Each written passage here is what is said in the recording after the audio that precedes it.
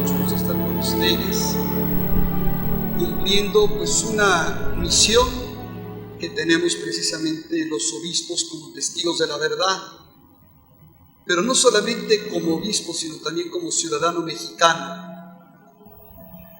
¿Por qué? Porque todos de alguna manera tenemos un lugar en la construcción del México que anhelamos, que soñamos, y en esto todos podemos y debemos participar. Como ha dicho mi maestro, Padre Víctor Manuel, pues este es un tema que ha suscitado muchísima inquietud. Yo parto de una realidad: somos una sociedad plural, muy diversa. Y en una ciudad plural como la nuestra, es necesario, primero que nada, comenzar por el respeto, respetarnos unos a otros, aceptar que existen diferentes formas de sentir, de pensar, de hablar, de actuar, de decidir. Este respeto nos hará también superar prejuicios.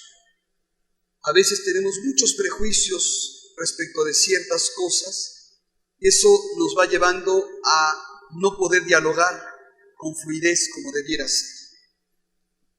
Porque el diálogo, como decía San Juan Pablo II, es el camino para la paz. El diálogo nos permite intercambiar puntos de vista para encontrar modelos más humanos de convivencia y también de progreso. Pues en medio de esta diversidad, hace unos días, la primera sala de la Suprema Corte de Justicia de la Nación determinó que la ley de cualquier entidad federativa que por un lado considere que la finalidad del matrimonio es la procreación y o que lo defina como el que se celebra entre un hombre y una mujer es inconstitucional. Como era de esperarse, esta jurisprudencia ha suscitado diversas opiniones, entre ellas la que emanó el episcopado mexicano. Como bien dice el padre Víctor Manuel, el Consejo de Presidencia está conformado por el cardenal José Francisco Robles Ortega, arzobispo de Guadalajara, como presidente, Monseñor Javier Navarro, obispo de Zamora, como vicepresidente, un servidor como secretario general, y luego tenemos como vocales a Monseñor Roberto Domínguez Cutolén, obispo de Catepec, a Monseñor Sigifredo Noriega Barceló, obispo de Zacatecas, donde acaba de haber esta desgracia de los peregrinos heridos a causa de un accidente, y también está como vocal Monseñor Carlos Garfias Merlos, arzobispo de Acapulco, un lugar que ha tenido que enfrentar particularmente en los últimos años un incremento siempre preocupante de la violencia, de la inseguridad, y quien, por cierto, hay que comentarlo, está haciendo una gran labor a través de unos centros de construcción de paz. Hay veces que eso no se conoce y sin embargo es el trabajo de la Iglesia. Frente a este drama de la escalada de la violencia, concretamente en Guerrero y en la Arquidiócesis de Acapulco, Monseñor Garfias ha respondido con creatividad. Ha formado varios centros ya de atención a víctimas de las violencias. Ustedes saben que las violencias son muchas. Lamentablemente está la violencia que sufren las mujeres, la violencia intrafamiliar, y bueno, también quienes son víctimas de la violencia provocada por la actividad del crimen organizado. Y él lo que ha hecho es precisamente crear en estos centros un espacio de escucha. Lo primero que una gente herida quiere es que se le escuche. Quiere desahogar lo que está sintiendo, lo que está sufriendo. Hay atención por parte de psicólogos, de sacerdotes y también de abogados para saber qué hacer con lo que las personas han sufrido, ver qué causa también legal puede seguirse para de alguna manera que se les ayude, se les atienda y haya un resarcimiento del daño causado. Bueno, pues también ahora Monseñor Garfias ha creado unos centros que se llama Centro Juvenil de Construcción de Paz, detectando que muchos jóvenes, al no tener muchas esperanzas que digamos, terminan de estudiar pero no hay carreras, no hay trabajo, no saben qué hacer, pues son presa fácil de crimen organizado, que los empieza a reclutar y empiezan a ganar mucho dinero en muy poco tiempo. Estos centros quieren primero también escuchar a los jóvenes, ofrecerles espacios para el deporte y también orientación para que tengan algún empleo. Es un trabajo muy intenso. Bueno, pues él también está formando parte del Consejo de Presidencia de la Conferencia del Episcopado Mexicano y también signaron este documento todos los obispos que conforman la Comisión Episcopal de Vida, Familia, Juventud y Laicos, que preside el cardenal Norberto Rivera Carrera, arzobispo primado de México, que ya todos conocemos. También firmaron este documento el obispo de Tehuacán, Monseñor Rodrigo Aguilar, como miembro de esta Comisión Episcopal en la Dimensión de Vida y Familia, Monseñor Francisco Javier Chaboya, obispo de Toluca, quien gracias a Dios está recuperando de una pancreatitis que tuvo un poquito fuera de actividad, pero ahora ya va mejor. También firmó este documento el presidente de la Comisión de Laicos, que es el obispo de Querétaro, Monseñor Faustino Armendáriz. Es decir, fue un trabajo del Consejo de Presidencia y de la Comisión Episcopal que trata estos temas: vida, familia, juventud y laicos. Fue un documento que redactamos recibiendo asesoría e información de centros de investigación y del equipo de abogados de varios bufetes jurídicos grandes e importantes que elaboran el Distrito Federal, y también de algunos otros expertos, particularmente en materia judicial. Y así pudimos ofrecer un comunicado que fuera equilibrado en estos momentos, que son complejos. Los obispos entonces quisimos, en el pleno uso del derecho de expresión que tenemos todos, la libertad de expresión, pues manifestar nuestra postura frente a esta jurisprudencia de la Suprema Corte de Justicia de la Nación, concretamente de la primera sala, porque no fue una jurisprudencia del pleno, sino de una sala. Nosotros hemos querido en estos momentos reiterar nuestra convicción basada en razones científicas, sociales, religiosas y jurídicas, que el matrimonio se funda en la unión de un hombre con una mujer. Ciertamente este no es un argumento solamente religioso. Ya lo he podido platicar con algunas personas aquí en Puebla que me han preguntado, porque hay veces que pensamos que el argumento se basa solamente en el Génesis, en la Sagrada Escritura, que es muy válido para quienes profesamos la fe católica, pero que no sería tan válido para quien profesara quizá otro credo religioso. Y nosotros somos conscientes y lo valoramos que vivamos en un estado laico, pero no laicista.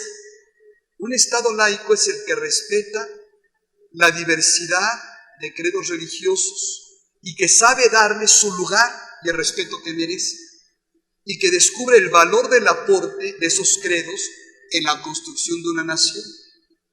Lamentablemente muchas veces eso no pasa en nuestro país, y hay ciertos sectores que piensan que Estado laico significa soportar que la gente tenga un credo religioso, pero que debe reservarlo a su vida íntima, sin ningún tipo de injerencia en su vida social.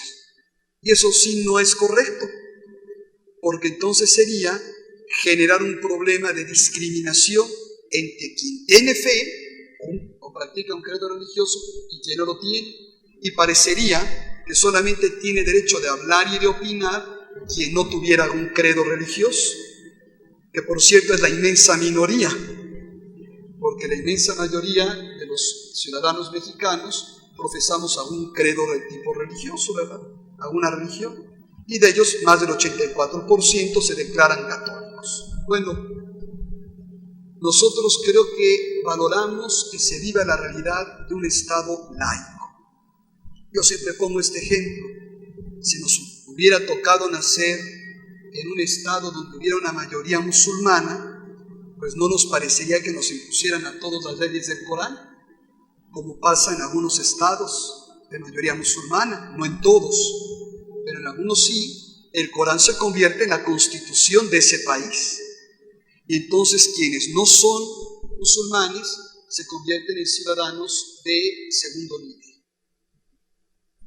Tienen que pagar un impuesto especial, etcétera, etcétera. Tienen ciertas limitaciones. Lo que no queremos para nosotros tampoco lo queremos para otros. Y por eso es que es importante respetar que nuestro Estado sea laico, pero en el sentido que acabo de decir, no laicista. Estado laico que da cabida a las diferentes creencias religiosas o credos y que sabe respetar el aporte que estos credos pueden tener en la sociedad. En la conferencia del episcopado tomamos la decisión más bien de dar los argumentos de orden jurídico por los cuales no podemos compartir esta sentencia de la Suprema Corte. Primero, conviene recordar que en principio las relaciones humanas están reservadas a la intimidad de las personas. Si el Estado regula alguna de este tipo de relaciones, debe existir una causa que lo justifique.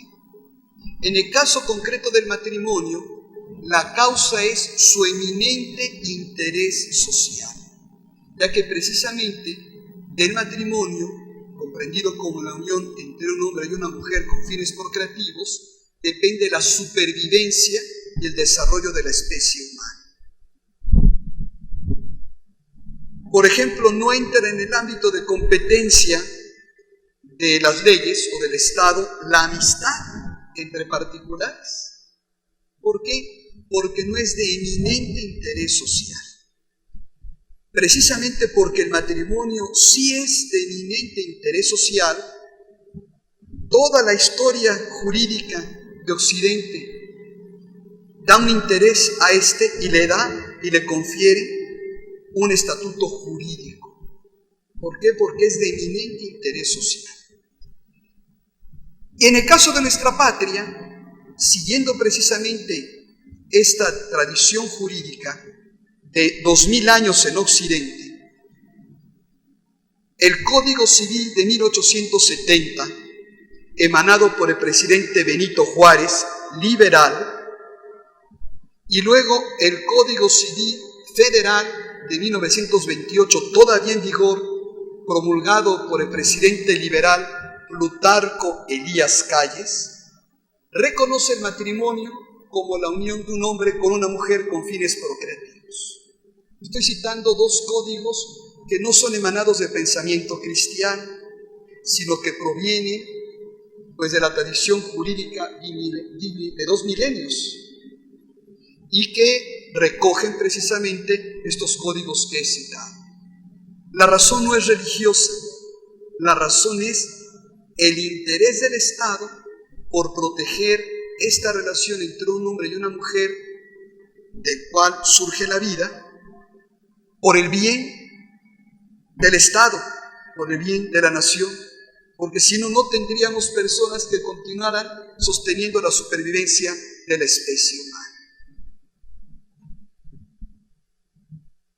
Continuando con esta institucionalidad jurídica, diversos, y la mayoría, por cierto, de los actuales códigos civiles o familiares de los estados de la República, presentan el matrimonio como una institución conformada por estos elementos: la unión de un hombre con una mujer, su apertura a la procreación y la voluntad de ambos a mantenerse juntos de forma exclusiva y permanente.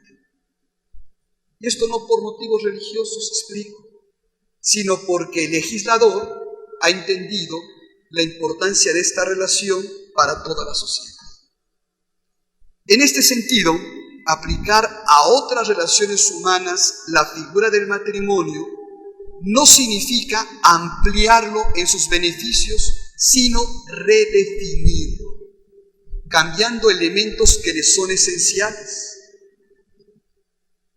Es como si una persona fuera al restaurante que siempre acude a tomarse su cóctel de camarones. Pide su cóctel de camarones y resulta que en el cóctel de camarones también hay algunas piezas de pollo. Pues seguramente llamaría al camarero y le diría: oiga, yo siempre he venido aquí y siempre me ha dado usted mi cóctel de camarones con camarón. Y dice: el cóctel de camarones de la casa, desde hace 30, 40 años que vengo aquí y ahora me lo dan así. Ya no es el cóctel de camarones de la casa. ¿Y qué sería lo correcto? Buscar un nombre adecuado para esa nueva receta. De igual manera, si estamos cambiando ya los elementos que constituyen la esencia de una institución jurídica, como es el matrimonio, no estamos solamente ampliándolo, sino lo estamos redefiniendo. Y como han señalado varios juristas, esto es una competencia que no toca a la Suprema Corte, sino en dado caso al Poder Legislativo. Entonces, ¿qué estamos viendo en este aspecto? Que hay un exceso, porque es un problema de competencia. La Suprema Corte ha hecho una jurisprudencia, pero que excede su competencia, porque, repito, esto le competiría al Poder Legislativo. Y además, dentro del marco del Pacto Federal, de acuerdo a la propia Constitución de México, esto es competencia de los estados, es la razón de ser de los códigos civiles. ¿Por qué? No somos un gobierno centralista, somos una república federal. Y entonces, si nosotros respetamos el Pacto Federal, tenemos que respetar la competencia propia de los estados. El Código Civil responde precisamente a la realidad peculiar de cada estado. En este sentido, que la Suprema Corte emita una sentencia que obliga a que los jueces celebren a quien se haya amparado el matrimonio entre personas del mismo sexo, pues está generando un problema, porque sigue vigente la normativa propia del Código Civil de los estados. Algunos dicen: bueno, ya que se cambia el Código Civil, un momento, no es competencia tampoco de esta sentencia de la Suprema Corte el exigir que se haga un cambio a los códigos civiles estatales. Y en todo caso, quien puede pronunciarse al respecto serían los congresos locales, pero escuchando siempre a quienes representan. Porque la razón de ser de un diputado local no es expresar solamente sus puntos de vista, sino llevar consigo el sentir y la opinión también de aquellos a quienes representan, porque entonces ya no seríamos una república democrática. Y eso es un elemento fundamental de nuestro país, somos una democracia representativa. El poder lo sigue teniendo el pueblo y se ejerce a través de una representación. Y es importante que quienes representen expresen y lleven consigo el sentir también de aquellos que son sus representados. Nosotros nos preguntamos, bueno, este es un problema entonces de competencias. Y por otro lado, el que una sentencia pueda cambiar la esencia de una institución, pues abre la puerta para que en el futuro se haga lo mismo. Y una jurisprudencia pueda cambiar otro tipo de instituciones.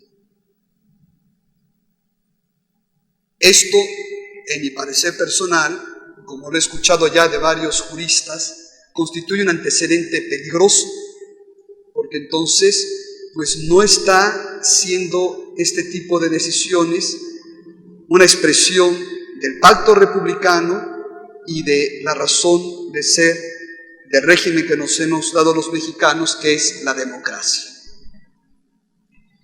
Al leer con detenimiento el razonamiento de la jurisprudencia, la tesis que ha emanado la Suprema Corte, pues llama la atención que prevalezcan argumentos más bien de tipo emocional y morales sobre los técnicamente jurídicos.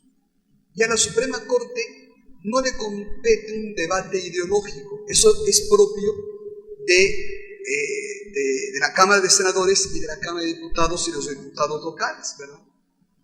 A la Suprema Corte le compete precisamente ver a la luz de la Constitución política de los Estados mexicanos y de los tratados que nuestro país haya asignado, ver si algo es o no conforme a la Constitución, pero no puede ofrecer otro tipo de argumentos, que repito, el lugar más propio para hacerlo sería en las cámaras o en los congresos estatales.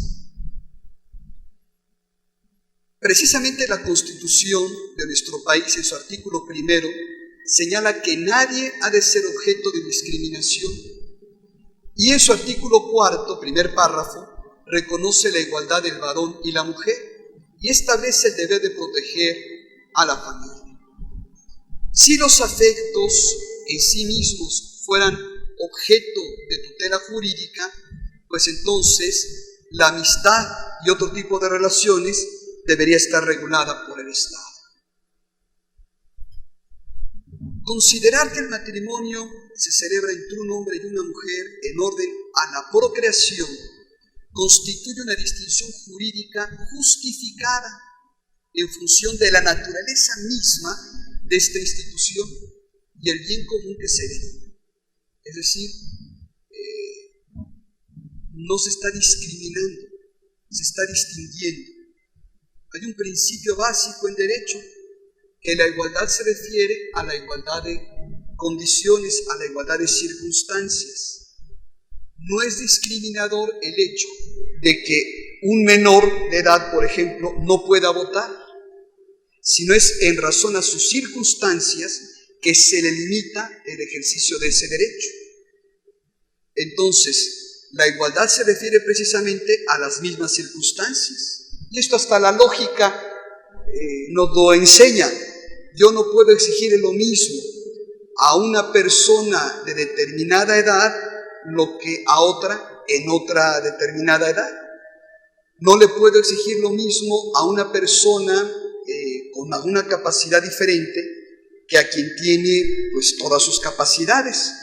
Por eso es que se prevé que para lograr esa igualdad se dé ese trato y se le conceda, por ejemplo, a una persona discapacitada un lugar especial en atención a su situación, y se nos pide a todos que por favor no invadamos las zonas que son propias para las personas discapacitadas en cuanto al estacionamiento o en cuanto, por ejemplo, a, no sé, el uso de los servicios de baños, por ejemplo. ¿Por qué? Porque en atención a la persona se le ha colocado, por ejemplo, en el baño un barandal, una puerta más amplia para que en el caso de requerir silla de ruedas la persona pueda ingresar. Entonces, la igualdad se refiere a esa igualdad de circunstancias, esa igualdad de condiciones. Y cuando no, esto hay que tenerlo en cuenta precisamente para lograr ese trato adecuado según la realidad de cada persona, de cada individuo. No constituye, por lo tanto, una discriminación el hecho de que se diga o se afirme que el matrimonio es el que se celebra entre un hombre y una mujer en orden a la procreación, porque, repito, es una distinción jurídica que tiene justificación, ya que brota de la naturaleza misma de esta institución y del bien común que se quiere custodiar, el bien de la sociedad, y no es una discriminación en contra de aquellas personas cuyas relaciones afectivas y sexuales sean ajenas a este fin. Por eso nosotros hemos comentado que para las personas del mismo sexo que desean la protección del Estado a su convivencia, parece oportuno buscar las figuras jurídicas adecuadas. Esto es algo que no nos estamos inventando. Es la jurisprudencia de la Corte Europea de Derechos Humanos en 2014, hace apenas un año, en el caso de un particular contra el Estado de Finlandia. Ahí la Corte Europea, al tiempo de pedir este tipo de figuras jurídicas, es decir, que se busque para las uniones de personas del mismo sexo que deseen la protección del Estado una figura jurídica adecuada, también reconoce el legítimo derecho de los Estados a velar por la preservación del matrimonio entre varón y mujer. Repito, esto no es algo que nos estamos inventando, es una jurisprudencia del año pasado, 2014, de la Corte Europea de Derechos Humanos. Como pueden ver, esta postura del episcopado mexicano en ningún momento pretende ser ofensiva, denostativa o discriminar de alguna manera a las personas homosexuales, lesbianas, gays, transgénero, etc. Respetamos las diferentes formas de ser, de sentir, de pensar, de hablar, de actuar. Estamos simplemente dando argumentos jurídicos, donde estamos precisamente entendiendo la razón que tuvo el legislador, concretamente de esos códigos civiles que he mencionado, para brindar una protección a una institución como es el matrimonio, y de definirlo como la unión de un hombre y una mujer con fines procreativos que tiene la voluntad de los cónyuges de permanecer unidos. Como hemos señalado, para las personas del mismo sexo que deseen la protección del Estado a su convivencia, se deben buscar las figuras jurídicas que sean más adecuadas. Pero no podemos cambiar una institución, redefinirla, como es lo que está sucediendo. Es lógico que la sociedad entonces comienza a preguntarse, bueno, yo, en el caso de los casados, si me casé hace tantos años bajo esta figura jurídica, de repente me dicen que ya no es constitucional. Y muchas personas han manifestado que sienten que con esta jurisprudencia se les está haciendo una injusticia y se les está faltando al respeto. Por eso es que creo, estamos convencidos así varios que hemos dialogado sobre este tema, que no se puede cambiar los elementos esenciales que constituyen una institución como es el matrimonio, bajo el argumento de ofrecer una ampliación del mismo. No, más bien lo que habría que hacer es, de acuerdo a la competencia de los diversos poderes del Estado, buscar la figura jurídica más adecuada. Incluso sería algo interesante de vanguardia, pero no cambiar una institución, repito, que durante 2000 años en Occidente y en la jurisprudencia de nuestro país, pues ha prevalecido, como hemos ya demostrado, desde que nuestro país ha surgido.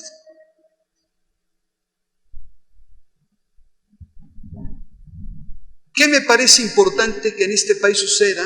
Bueno, que todos nos informemos bien, que todos seamos capaces de dar argumentos sólidos. ¿Para qué? Para justificar una postura.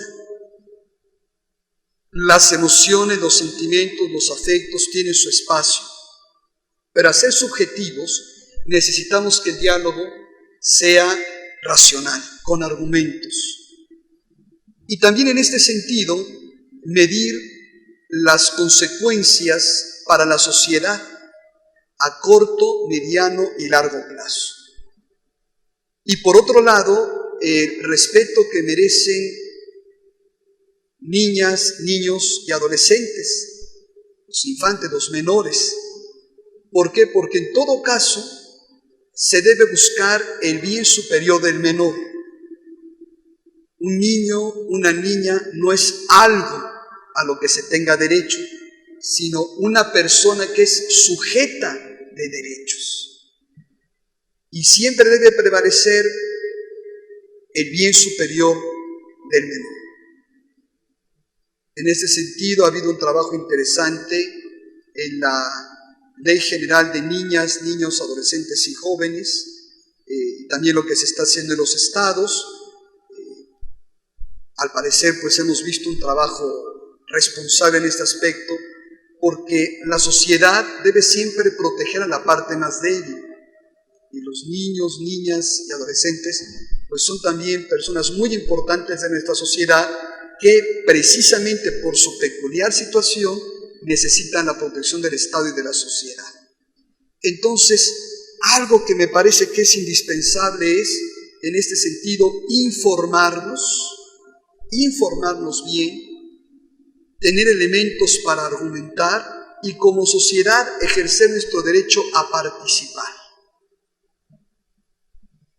Los ciudadanos también tenemos derecho a que se nos escuche, a plantear nuestros puntos de vista, a que se tengan en cuenta nuestros argumentos para la conducción de este país en sus diferentes aspectos, ¿no? En el poder ejecutivo, en el legislativo, en el judicial, tanto federal como estatal y en los poderes propios del municipio.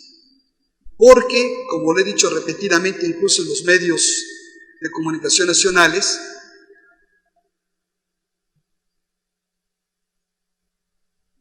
el país es de todos, no de unos cuantos. Y quienes tienen algún tipo de autoridad no pueden actuar arbitrariamente, porque están al servicio del pueblo que los eligió o que creó las condiciones para que fueran elegidos y que les pagan. Entonces, en este sentido, pues yo lo comparo como una especie de restaurante, ¿no? Si yo llego y el mesero me sirve lo que él quiere y me pregunta lo que yo deseo, pues no voy a estar muy contento que digamos, ¿no? Es importante ese diálogo. Y este país yo creo que es un país maduro en el cual es importante que se den cabida a los diferentes puntos de vista, a los diferentes argumentos, porque precisamente a través de un diálogo serio, respetuoso, es como, según ya lo que he señalado, podemos encontrar mejores formas de convivencia y de progreso para todos. Un progreso integral que no excluya a nadie.